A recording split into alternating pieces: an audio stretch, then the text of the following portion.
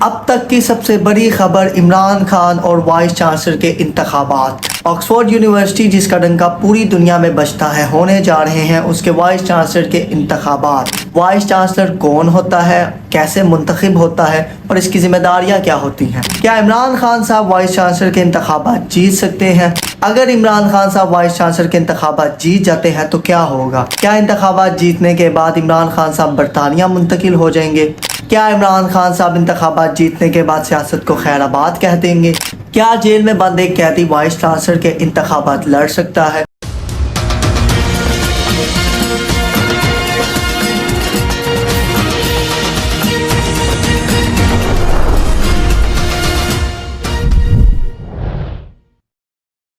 السلام علیکم ناظرین، میں آپ کا میزبان مبین شاہ راسد اور پی کے میں آپ سب کو خوش آمدید کہتا ہوں۔ عمران خان صاحب لڑنے جا رہے ہیں وائس چانسلر کے انتخابات۔ سب سے پہلے یہ جاننا ضروری ہے کہ وائس چانسلر کون ہوتا ہے اور اس کی ذمہ داریاں کیا ہوتی ہیں۔ وائس چانسلر کے بارے میں آپ کو بتاتا چلوں کہ یہ ایک اعزازی منصب ہے، اس میں کسی قسم کی سیلری نہیں ہوتی، اس میں کسی قسم کے مراعات نہیں ہوتے، نہ اس میں کسی قسم کی انتظامیہ کی ذمہ داریاں ہوتی ہیں۔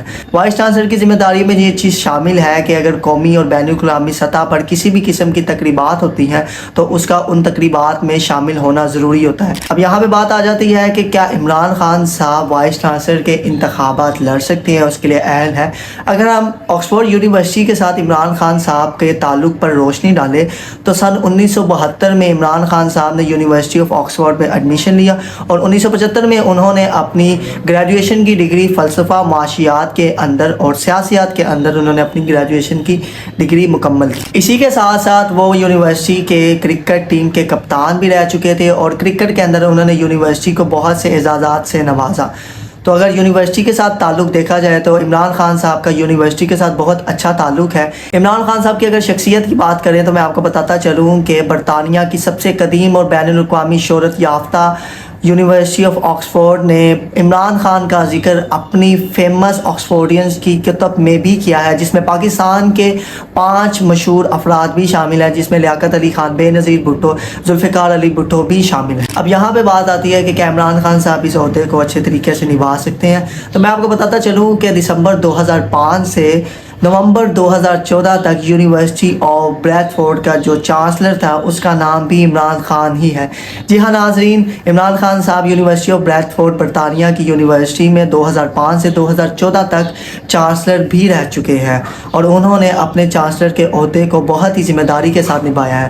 اب یہاں پہ بات آتی ہے کہ کیا جیل میں بیٹھا شخص بھی الیکشن میں حصہ لے سکتا ہے؟ تو میں آپ کو بتاتا چلوں کہ گزشتہ ہی ترمیم کی گئی جس کے مطابق کوئی بھی شخص آن لائن الیکشن میں حصہ لے سکتا ہے۔ اگر یہ ترمیم نہ ہوتی تو عمران خان صاحب کسی بھی صورت الیکشن میں حصہ نہیں لے سکتے۔ یہی ایک وجہ ہے کہ عمران خان صاحب الیکشن میں حصہ لینے کے لیے مکمل طور پر اہل ہیں۔